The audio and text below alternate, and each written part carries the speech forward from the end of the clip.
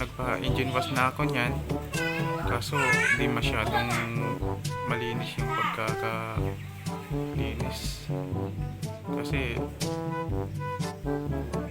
kasama lang siya sa carwash, kaya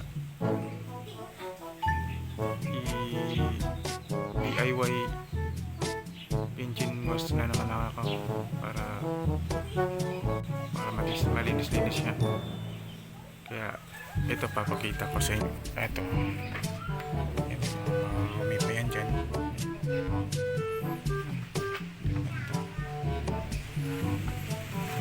Marumi yung sa mga yan, basta dinaanan lang ng air washing gun paglinis.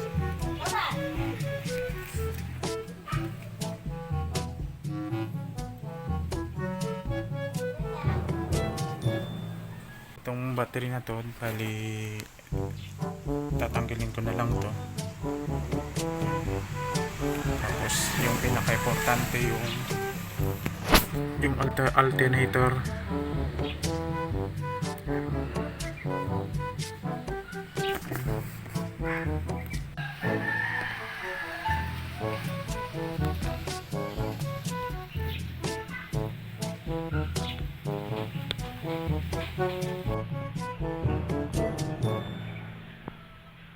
Importante rin kasi yan yung iba na yan, yung ito L filter na to secured naman to siya sa ABS na to, kasi sa iba yan pinapatakpan, pero hindi naman siguro gaano tong, wag lang masyadong daanan ng tubig. Fuse na to, tsaka dito yung computer box, kasama na rin si Rico. Ito importante, tanggalin itong battery na to. Kaya papakita ko sa inyo yung kung ano yung kailangan.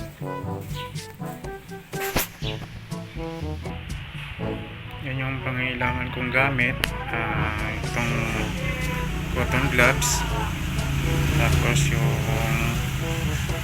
brush, itong engine interior degreasing na nabili ko sa Red Purse, tapos yung open wrench na gis pang tanggal ko sa battery, tapos Phillips screw, yung socket na gis na din, tapos plastic yan, saka yung pamunas. Isa na natin.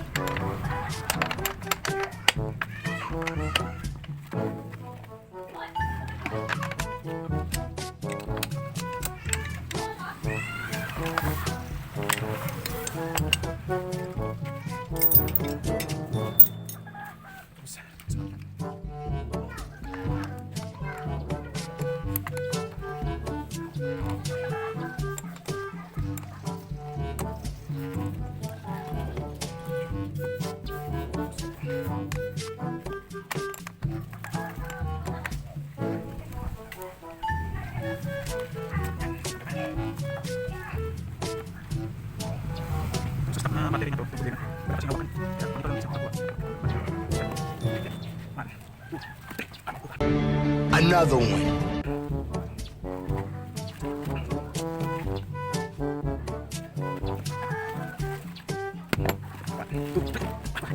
Another one.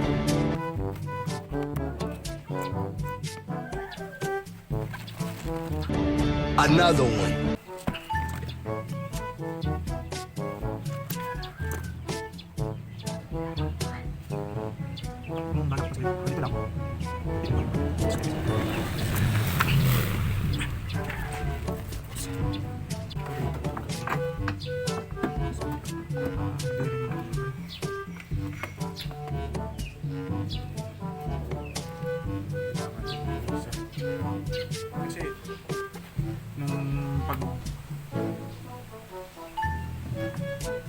naman sa kurente kasi dun sa hindi rin tinanggal kasi ito eh. Kaya, basta lang nilinisan. Kaya di na sila makaulit. Pangit yung servisyo. Hindi ko ganun gusto yung mga ganung servisyo. What the fuck? I am the one, the way your son don't need a gun to get me.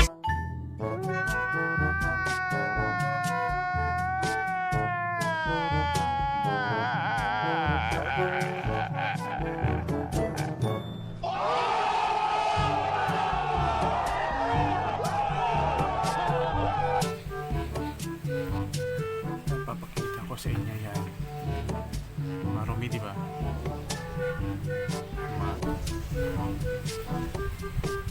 Tapos yung sunod ko naman alternator. Hindi kasi masiksi kasi dito pag nandito yung bell filter.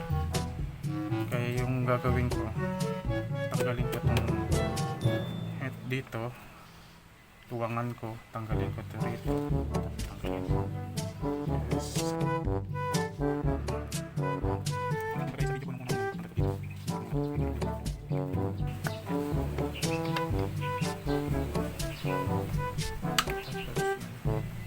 Babalik naman ito pa mamaya pag kung nilagyan ko na ng plastic yung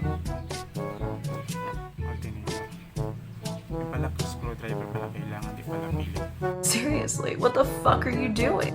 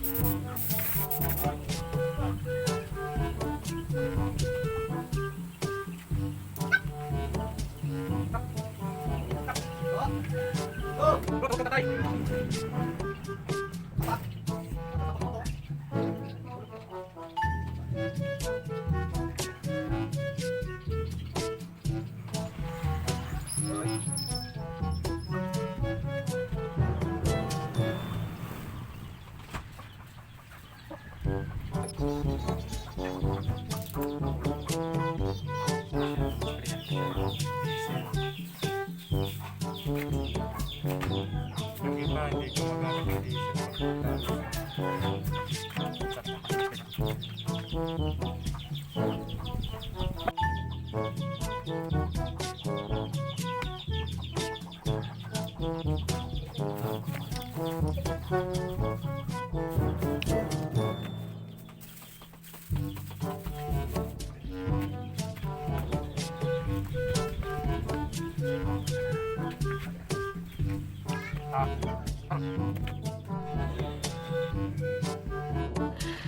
Sana all.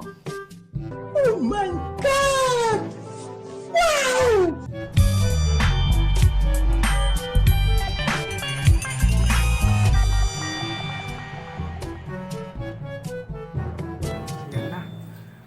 Sprayan ko na ng diesel. Patuyuin ko na lang siya. Sprayan ko na lang.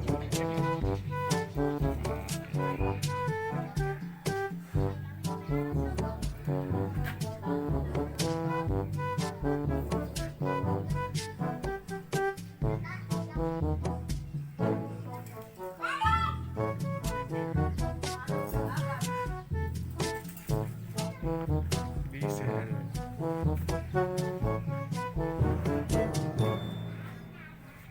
Bakit ka?